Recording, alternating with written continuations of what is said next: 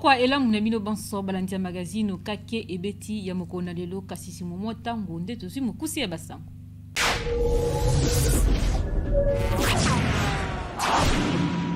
Premier ministre Jean-Michel Sama Lukonde a réaffirmé détermination à la République démocratique du Congo ya ko se positionner na production de batterie électrique Salema Kibongo na forum Indaba Mining Investing mokolo ya mercredi 11 mai kuna na Afrique du Sud. Sénat est déclaré recevable par proposition mibale ya loi ya maïetali finance publique pe libre administration ya ba province na tango ya plénière ya mercredi 11 mai na bokambami ya président Modeste Bati Lukwebo. Population ya ville ya Kikwit bazali na pasi ya mai makasi kuna ata pompe ezalaka te régie des okutu kolobate.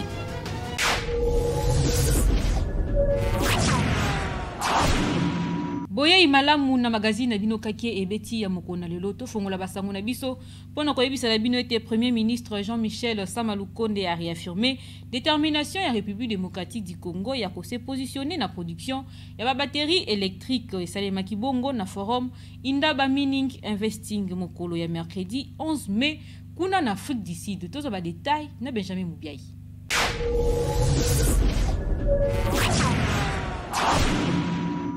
Premier ministre Jean-Michel Sama Lukonde a yanola kibongo na mituna ya bapandi sango mokolo ya mercredi 11 mai na occasion ya forum Indaba Mining Investing o esalamaki na Cape Town kuna na Afrique du Sud. Mituna nyonso o ezali ko cadre na conférence Indaba Mining ezalaki passé en revue et pas ya chef ya gouvernement ya République démocratique du Congo a réaffirmé au effort détermination ya République démocratique du Congo ya ko se positionner na Afrique na production ya ba batterie électrique au regard ya importance ya gisement ya lithium au RDC ezali ko disposer kuna na région ya Katanga. Premier ministre a rassuré pe ba potentiel investisseur na mituna ya sécurité ya mboka oyo epai na ye ezali sous contrôle ya ba force ya défense ya République oyo bazali ko sala effort makasi pona kozongisa kimia pe sécurité na est ya République démocratique du Congo. Boye baete premier ministre Jean-Michel Sama Lukonde azali na tête ya forte délégation gouvernementale na forum Indaba Mining Investing pa iwapi azwaki occasion ya ko présenter ba opportunité oyo République démocratique du Congo ezali ko offrir na secteur minier pe na transition énergétique face ya réchauffement climatique. Forum international yango e kosila lelo jeudi kuna na Cape Town tina na yango ezali kokanisa na ba opportunité ya ko saisir pour na ba ressources minières ezala. Forum international yango e ko se clôturer mokolo ya jeudi kuna na Cape Town petina nango ezali pour na kokanisa na ba opportunité ya ko saisir pour na ba ressources minières et profiter na ba populations africaines.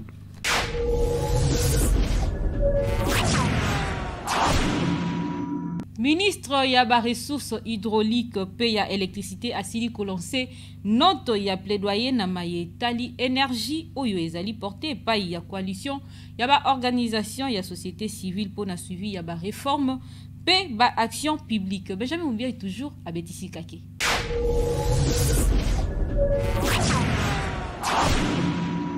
Note ya plaidoyer ya société civile na maimatali énergie na République démocratique du Congo et ezalaki porté pa ya coalition ya ba organisation ya société civile pour na suivi pe ba réforme na ba action publique au rap na mukuse et utaki kozala lancer mokolo ya mercredi 11 mai et pa ya ministre ya ba ressources hydrauliques pe ya électricité.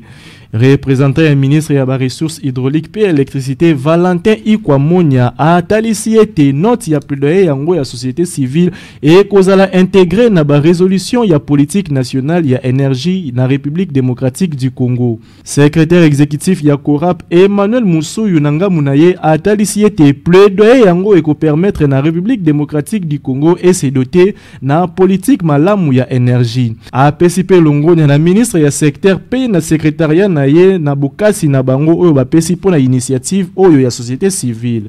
Boye ba été 12 structures ya société civile et ezalaki réunis autour ya Korap pe ba définisaki quelques exigences oyo ezali kotia priorité pona énergie awa na RDC. Ba priorité yango ezali kotia en place politique sociale pe économique à travers financement d'initiatives électrification rurale pe ko privilégier ba énergie renouvelable oyo ezali na faible coût.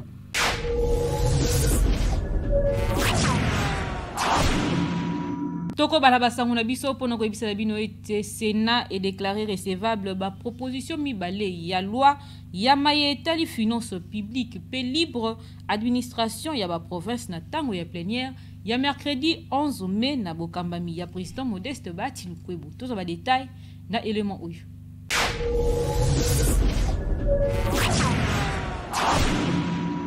Ezali bongo proposition ya loi ya 2011 na mayetali finance publique ya Sami Badi Bangantita na proposition ya loi oyo ezobongo la pe ko compléter loi ya 2008 portant ba principes fondamentaux relatifs na libre administration ya ba province etangamaki epai ya sénateur Louis Mbonga Magalu. Kota la initiative ya liboso, auteur na yango a proposé révision ya ba article misusu pe selon ye soki texte oyo eza adopté et ko permettre na gouvernement kozwa ba outils nécessaires pour na kozwa ba moyens ya politique na yango. D'après cellule ya communication ya Sénat, plénière mususu ekosalama jeudi 19 mai oyo ekoya na cadre ya débat général.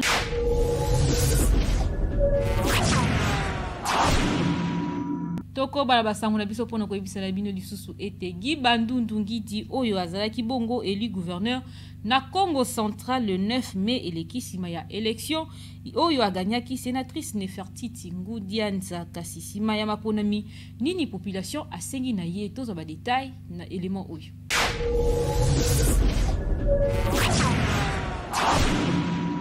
Membre ya INC oyo Guy Bandundu Ngidi esengeli abanda na lombango misala pamba te ba pose ya population ezali ebele na kotalaka situation chaotique oyo bazo traverser na province ya Congo central. Ezali bongo likambo ya territoire zomi pe ba ville mibale ya minene ya province oyo eza confronté na likambo ya banzela ya bobimisi biloko oyo ekoma impraticable makasi. Bosangani pe na province oyo ekomi kolemba malembe.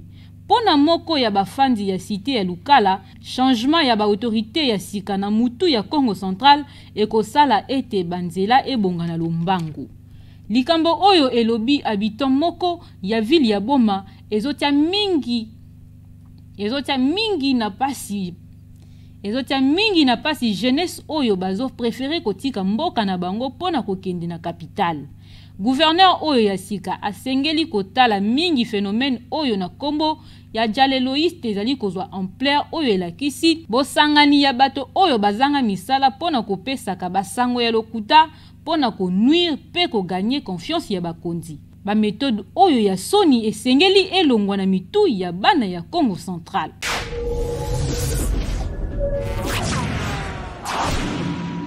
Okende mbangu na province esengeli boyeba ete population ya ville ya Kikwiti bazali na pasi makasi ya mai kuna ata pompe ezalaka te régie des okutu koloba te tozo ba détail na Ivan Njoko.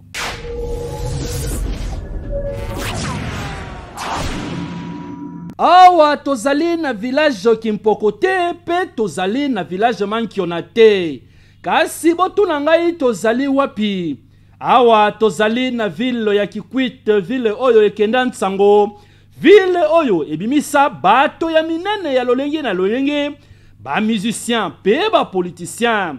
Kasi yako kamwa ezali nini? Yako kamwa ezali ete awa na ville ya Kikwit, courant ezalaka te, mai pe ezalaka te. Donc, yela kesi ete awa na Kikwit SNEL ayebanite pe régie des eaux eyebanite.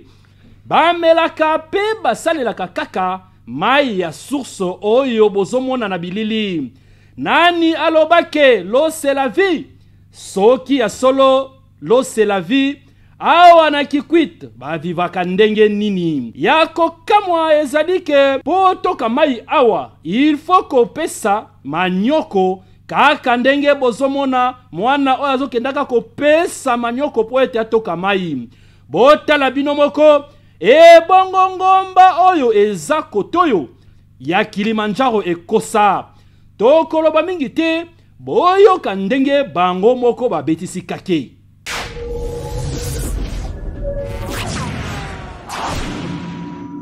Tala biso mai tozozo. Tosala bakonzi mboka ba raisonner biso na Kikwit. Kikwit eza vilo yebani Kinkester abimaki awa. Mais on exige biso. To basa rési des eaux exacte. forage eza te tolembi. Bapolitisien ya Kikwit boza wapi? Eske boyebi ke peuple bavotaka bino? Honorable Adolphe Muzito Fumumpa, Obemina Kunzala Njoko, Olivier Kamitatu, Président Bosope Martin Fayulu Madidi, population ya Kikwit bazali na pasi ya mai na ndenge ya kosakana te, bozozela kaka tangu ya campagne électorale bobo kende kopesa bango ba promesse ya lokuta. Soki bosali lelo te 2023 bokolia te.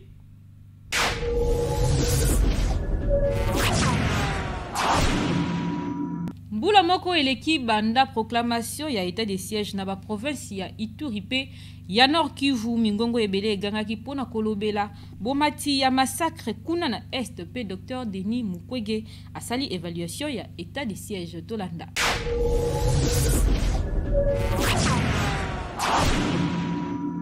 Selon la déclaration, il y a une organisation ebele, il y a droit de l'homme, société civile, naba élus nationaux et provinciaux, il y a une province oyomi balé, nombre ya kobo mapé insécurité, ezo matauta et bandelia état de siège, pe ba statistique et la kisamaki pour na ko prouver réalité oyo.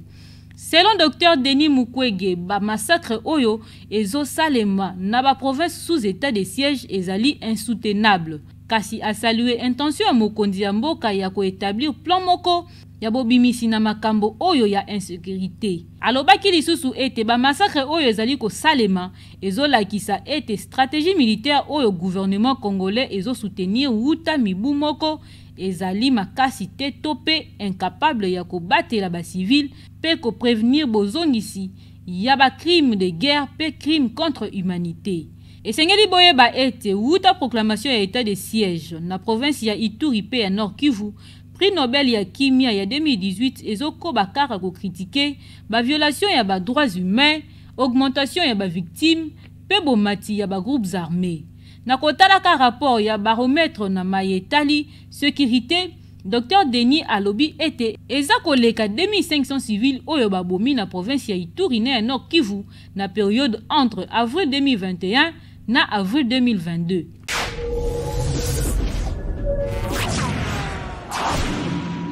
Sika tokota la page promotionnelle na biso oyembaka malamu ozali yomoko tope groupe olingi mokili mobimba eyeba talent na yo ya koyemba yakala lombango komikomisa na next gen competition oyo ye kobimisa ba talent ya ba jeune congolais.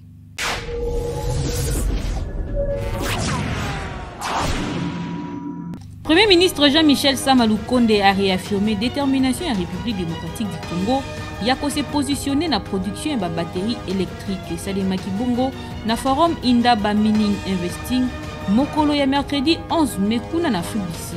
Sénat est déclaré recevable ba proposition mibale ya loi ya mayetali finance publique pe libre administration ya ba province na tango ya plénière ya mercredi 11 mai na bokambami ya président Modeste Bati Lukwebo. Population ya ville ya Kikwit bazali na pasi ya mai makasi kuna ata pompe ezalaka te régie des okutu koloba te.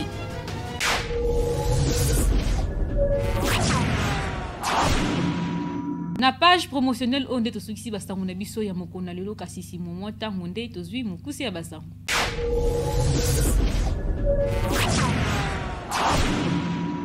Bongo nde to sukisi basango na biso ya mokona lelo. Merci na bino bonso bozaki liboso ba poste télévision na bino pour kolanda magazine kake ebeti ya mokona lelo. Merci na équipe technique et rédactionnelle ya magazine kake ebeti oyo ya accompagner kingai ngana bino tokutani lobby soki eswazogite.